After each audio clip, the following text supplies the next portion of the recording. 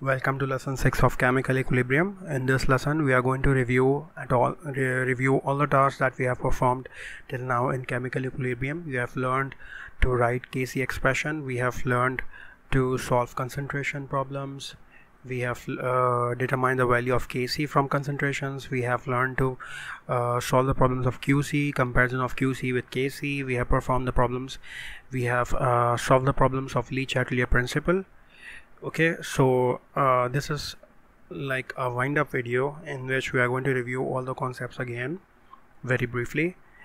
Okay, so what is Kc expression? And Kc expression, we learned that Kc expression is the concentrations of the product on the top and reactant concentration on the bottom. So Kc is actually equilibrium constant. इसकी expression में products को ऊपर लिखा जाता है, reactant को नीचे लिखा जाता है. Okay, let's look at the example.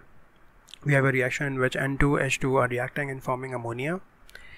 This is a balance equation. You always have to look if the equation is balanced or not for writing Kc expression. So इसकी Kc expression कैसे लिखेंगे? Kc is written as the products on the top and reactants on the bottom. Product कौन है इसमें? NH3.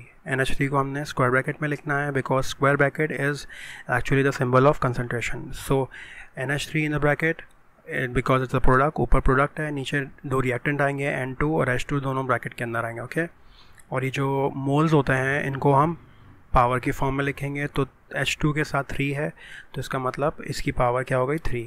NH3 के 2 moles हैं तो NH3 के ऊपर 2 आ जाएगा. Okay, so this is your Kc expression for this reaction. Let's look at another example. We have N2O5 converting into NO2 and O2. First we have to look if this equation is balanced or not. So if you see we have two nitrogens here, we have just one, तो इसको हम balance नहीं, ये balance नहीं है, इसको हमें पहले balance करना पड़ेगा. So after balancing we have a balance equation like this, and in order to write down Kc expression we have NO2 and O2 as the products and N2O5 as the reactant. ठीक है, तो इसकी Kc expression क्या बनेगी? NO2 और O2 को हमने bracket में लिख दिया, स्क्वायर ब्रैकेट में ऊपर, और डिवाइड करके नीचे N2O5 को लिख दिया स्क्वायर ब्रैकेट में. ओके, स्क्वायर ब्रैकेट के ऊपर NO2 के ऊपर क्या आएगा? 4, और N2O5 के ऊपर क्या आएगा? 2 आएगा. ओके, इन दोनों के बीच में कोई साइन नहीं है. बहुत सारे बच्चे कंफ्यूज होते हैं इन दोनों के बीच में कभी प्लस या माइनस लगा देते हैं. So no, they are multiplying, तो हमने यहाँ पे मल्टीप्लाई का साइन नहीं लगाना. We already know that whenever there is no sign between the brackets, that means it is multiplication. Okay, so this is Kc expression for this reaction. We have some problems for you. I'm giving you 3 equations for which you have to write down a Kc expression by yourself. Okay, we solve concentration problems afterwards. So we have a problem at a certain temperature K for the reaction. This reaction is 4. Okay, K की value क्या है reaction के लिए? इस reaction के लिए ये equation दी है. इस रिएक्शन के लिए K की वैल्यू है 4. If the equilibrium concentration of C2H2 is 0.5, C2H2 की जो कंसंट्रेशन है, यानी कि दिस C2H2, इसकी जो कंसंट्रेशन है that is 0.5. What is the concentration of C6H6? C6H6 की कंसंट्रेशन हमें फाइंड आउट करनी है. ओके, सो सबसे पहले डाटा बनाते हैं. डाटा में हम K लिखेंगे. K कितना है? 4. C2H2 की कंसंट्रेशन का मतलब ब्रैकेट के अंदर लिखना है. C2H2 खाली नहीं लिखना, ब्रैकेट के अंदर लिखना है. दैट मीन्स इसकी C2H2 की कंसंट्रेशन कितनी है? 0.5 मोल पर लीटर. ओके, सॉल्यूशन करते हैं इसका. सबसे पहले हम इसकी लिखेंगे Kc की एक्सप्रेशन. Kc की एक्सप्रेशन के लिए ऊपर आ जाएगा रिएक्टेंट और प्रोडक्ट, और नीचे आ जाएगा रिएक्टेंट. प्रोडक्ट कौन है? C6H6, स्क्वायर ब्रैकेट में लिख दिया C6H6, और नीचे C2H2 आ गया रिएक्टेंट, और इसके ऊपर हमने लगा दिया ये 3 because there are 3 moles of C2H2. So हमने पावर के फॉर्म में लिख दिया C2H2 के ऊपर 3. वैल्यूज़ पुट करेंगे. K की वैल्यू है 4, 0.5 is the value of C2H2, और ऊपर आ जाएगा क्यूब. इसको जब हम यहाँ पे लेकर आएंगे बिकॉज हमें C6H6 की कंसंट्रेशन फाइंड आउट करनी है, उसके लिए हम 0.5 को यहाँ से मूव करेंगे और 4 से मल्टीप्लाई कर देंगे. ठीक है, तो एज अ रिज़ल्ट C6H6 की कंसंट्रेशन आ जाएगी 0.5 मोल पर litre.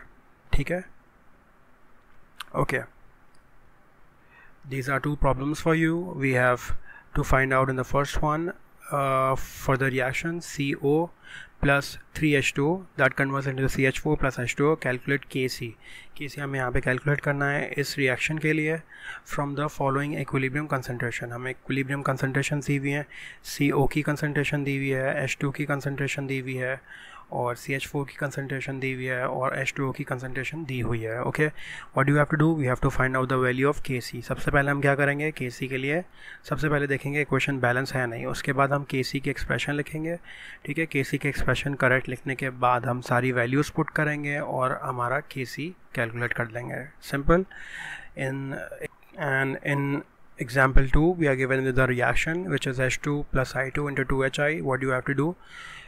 You are told that an equimolar mixture of hydrogen and iodine was heated. Equimolar means they are same, they have same concentrations. Hydrogen and iodine have same concentration. Equi means same, so equimolar means their concentration is same. Whatever is the concentration of iodine, which is 2.5 exponent minus 2, same is the concentration of hydrogen. Okay, iodine की concentration दी हुई है which is 2.5 exponent minus 2.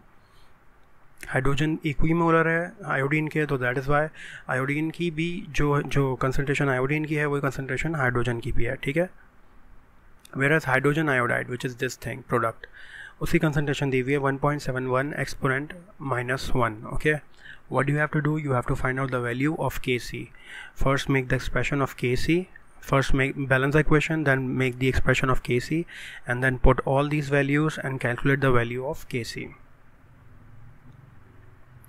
Then we have Lee-Chatelier principle. In Lee-Chatelier principle we learned about changing pressure, we learned about changing temperature, and we learned about changing the temperature. Okay, let's take an example. We have effect of pressure on gaseous equilibria. So pressure वाला जो हमारा stress है ली-चैटलियर principal में वो सिर्फ apply होता है gaseous equilibrium के ऊपर. ठीक है, तो हमारे पास एक इक्वेशन है N2O5 which is converting into 2NO2. सो यहाँ पर हम जब भी प्रेशर की बात करते हैं we always deal with number of moles of the reactant and number of moles of the product. तो यहाँ पर रिएक्टेंट का 1 मोल, बिकॉज यहाँ पे कुछ भी नहीं है तो 1 मोल है और यहाँ पे 2 मोल्स है. अगर हम इस रिएक्शन के ऊपर प्रेशर बढ़ाएंगे तो रिएक्शन किससे किस तरफ जाएगा, ज़्यादा से कम की तरफ जाता है. ओके, सो ज़्यादा कौन है NO2, कम कौन है N2O5. तो रिएक्शन किस तरफ शिफ्ट होगा, पीछे की तरफ, बैकवर्ड शिफ्ट होगा. तो एरो किस तरह आएगा, बैकवर्ड. ओके, सिमिलरली अगर हम प्रेशर डिक्रीज़ कर देंगे तो इसी को हम प्रेशर इंक्रीज़ करने पर बैकवर्ड कर रहे थे, प्रेशर डिक्रीज़ करने पर वो क्या हो जाएगा, उसका रिवर्स हो जाएगा, यानी आगे की तरफ. ओके, तो जहाँ पर क्वेश्चन मार्क्स हैं you have to solve those by yourself. Let's discuss one more example. PCl5 converting into PCl3 and Cl2. How many moles of reactant are there? Oh, there's only 1 mole of reactant over here. On this side of the equation you have 2 moles because 1 mole PCl3 का है और 1 mole Cl2 का है.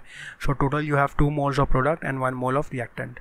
So once you increase the pressure, जब हम pressure को increase करेंगे तो ज़्यादा moles किस तरफ है, प्रोडक्ट के, तो प्रोडक्ट से reactant की तरफ शिफ्ट होगा इक्विलिब्रियम. तो दैट इज़ वाई यहाँ पे बैकवर्ड का ऑलरेडी एरो लगा हुआ है. ओके, और इसी का उलट अगर प्रेशर डिक्रीज़ कर देंगे तो हमारे पास फॉरवर्ड रिएक्शन होगा. So wherever you have question marks you have to solve that by yourself applying the Le Chatelier principle. We have example 2 in which we are going to deal with temperature. As you know, the equilibrium shift of temperature depends on exothermic and endothermic reaction. Wherever you have positive sign that is endothermic reaction, wherever you have negative sign that is exothermic reaction. Okay, यहाँ पे थोड़ा सा tricky इसको हमने बनाया है. अगर हम प्रोडक्ट के साथ हमें हीट लिखते हैं, ठीक है, बिकॉज यहाँ पे +284 या -284 अलग से नहीं लिखा हुआ, इक्वेशन से अलग से लिखा हुआ, तो यू कैन ईजिली आइडेंटिफाई कि ये एक्सोथर्मिक है एंडोथर्मिक है. लेकिन अगर इक्वेशन के अंदर हीट लिखी हुई है, फॉर एग्जांपल इसी इक्वेशन के अंदर +284 हीट जो है वो इसी इक्वेशन के अंदर लिखी हुई है लेकिन प्रोडक्ट साइड पे लिखी हुई है, तो प्रोडक्ट साइड पे अगर हीट लिखी हुई है तो इसका मतलब वो हीट रिलीज़ हो रही है, यानी वो एक्सोथर्मिक रिएक्शन है. ओके, जब भी प्रोडक्ट के साथ हीट होगी, रिएक्शन के अंदर लिखी होगी, इक्वेशन के साथ लिखी होगी, प्रोडक्ट के साथ लिखी होगी, तो इसका मतलब वो एक्सोथर्मिक है. और अगर वो रिएक्टेंट के साथ लिखी हुई है, फॉर एग्जांपल ओवर हियर ये रिएक्टेंट के साथ हीट लिखी हुई है, तो इसका मतलब ये हीट एब्जॉर्ब हो रही है, इसका मतलब ये हीट एब्जॉर्ब होने का मतलब ये endothermic reaction. Okay, so exothermic के केस में अगर हम टेम्परेचर बढ़ाते हैं, because we are dealing with increase of temperature increase की बात कर रहे हैं, तो अगर हम एक्सोथर्मिक पे टेम्परेचर इंक्रीज़ करते हैं तो हमारा जो रिएक्शन है वो बैकवर्ड शिफ्ट होता है, ठीक है। और इस तरीके से एक ये वाली एग्जांपल ले लेते हैं, अगर हम एंडोथर्मिक में टेम्परेचर इंक्रीज़ करेंगे तो रिएक्शन फॉरवर्ड शिफ्ट होगा, तो इसीलिए एरो आगे की तरफ जा रहा है, ठीक है। So you can solve I think these problems by yourself where you have the question mark. So H2 plus Cl2 into 2HCl और साथ में 44.2 किलोकैल हीट लिखी हुई है प्रोडक्ट के साथ। इसका मतलब ये कौन सा रिएक्शन है? Very good, this is exothermic reaction, okay. So जब भी प्रोडक्ट के साथ हीट लिखी हुई हो तो वो एक्सोथर्मिक, और रिएक्टेंट के साथ लिखी हुई हो तो एंडोथर्मिक, इक्वेशन के अंदर अगर लिखी हुई है। और अगर इक्वेशन से बाहर थोड़ा सा दूर स्पेस करके लिखा हुआ है तो प्लस का मतलब एंडोथर्मिक और माइनस का मतलब exothermic. We have learn these things in our previous videos. We have some case studies which is actually the review of the concepts that we have learned in chemical equilibrium. We have case 1. Case 1 says that if you have equilibrium constant greater than exponent 3, कोई equilibrium constant है जिसकी value exponent 3 से ज़्यादा आ रही है, ठीक है। exponent 3 का मतलब 1000 से ज़्यादा आ रही है, ओके। तो उसका मतलब क्या है? उसका मतलब ये है कि that Kc value favours the concentration of products, यानी प्रोडक्ट उस केस में ज़्यादा बनेगी। अगर किसी रिएक्शन की Kc की वैल्यू एक्सपोनेंट 3 से ज़्यादा है, ओके, 1000 से ज़्यादा आ रही है, तो इसका मतलब उसमें प्रोडक्ट हमेशा ज़्यादा बनती है। So product is larger than the reactants. Reactant कम रह जाते हैं इक्विलिब्रियम फॉर्म में और प्रोडक्ट ज़्यादा होता है, ठीक है, okay. So these are the equations, these are some examples. For example, इस एक equation की जो वैल्यू है Kc की वो है 5.4 exponent 18. So exponent 18 is more than exponent 3 obviously, okay. The value of Kc is very very large. 18 exponent के ऊपर 18 का मतलब है इसके साथ 5.4 के साथ 18 zeros लगे हुए हैं, ओके। सो Kc की वैल्यू बहुत लार्ज है। So for this case you are going to have more product, that means you are going to have more HBr and you are going to have less H2 and Br2, okay. Similarly, we have Kc value for this reaction H2Cl2 into 2HCl. The Kc value is very very large, exponent 31. Over here we have exponent 47. So all these Kc values are very large, and these large Kc values always tell us that we are going to have very large amount of or very large concentration of the products at the end of a reaction, okay. We have case 2. In case 2 we have if the equilibrium constant value is intermediate between exponent -3 और exponent 3, यानी exponent -3 और exponent 3 के बीच में अगर Kc की value है, that means your concentration of reactants and products are comparable. You have almost equal concentration of the reactant and product, okay. So you can say that the reactant is almost equal to the product. For example, in this case we have the Kc value 138 to 298. इसकी जो अगर हम exponent की form में लिखेंगे तो आएगा 1.38 exponent 2, okay. Exponent 2, that means it is between exponent -3 and exponent 3. So इन दो रिएक्शंस के लिए हम क्या कह सकते हैं? That the reactant is almost equal to the product. Let's look at case 3. In case 3 we have if the equilibrium constant value is less than exponent -3, that is very small value of Kc.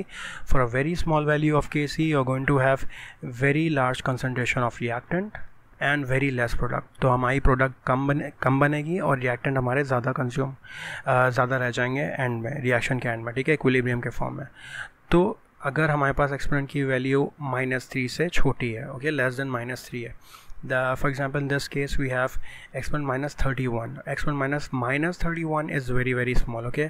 So -31 means 0.00000 and 31 times 0 आए और उसके बाद 48 आए, okay. So that Kc value is very small. Similarly over here -48 is a very small number. That means in these two cases you are going to have very large concentration of reactant and very small product you will get, or the yield of the product will be very low, okay. बहुत कम आपके पास product बनेगी. Okay, let's talk about reaction quotient. What we learned in the chapter, reaction quotient को हमने Kc से compare किया. When we compared Kc to reaction quotient which is Q. Q reaction quotient को कहते हैं, Kc equilibrium constant को कहता है. अगर Q और Kc बराबर हों, that means you are going to have the reaction at equilibrium. आपका जो reaction है वो equilibrium पे होगा. If Q is more than Kc, अगर आपका reaction quotient Kc से ज़्यादा है, that means you're going to have तो you're going to have a backward direction. Okay, आपका जो reaction होगा वो backward direction में जाएगा, और backward direction में जब जाएगा तो इसका मतलब क्या है, you're going to have more reactant, because backward side पे कौन होता है, reactant होता है. Okay, and if you have Q less than Kc, अगर हमारा Q Kc से कम है, वैल्यू हमारी Q की Kc से कम आ रही है, तो इसका मतलब क्या है, your reaction will tend to increase. आपका रिएक्शन जो है वो इंक्रीज होगा. And what are you going to have, you are going to have forward reaction. You are going to have more forward reaction and lesser direction, lesser backward direction. Okay, so for forward reaction, we know that for forward reaction we are going to have more product, because यहाँ पे forward direction में जब ज़्यादा reaction हो रहा होगा तो product ज़्यादा बन रही होगी. So forward direction will favour more product. Okay, so this is how we compare reaction quotient to the equilibrium constant. I hope you understood all these concepts well. If you still have any problem, you can ask me in the comment box, and you can contact me anytime. Thank you so much. We'll be meeting next time with a new chapter, acid, bases and salts.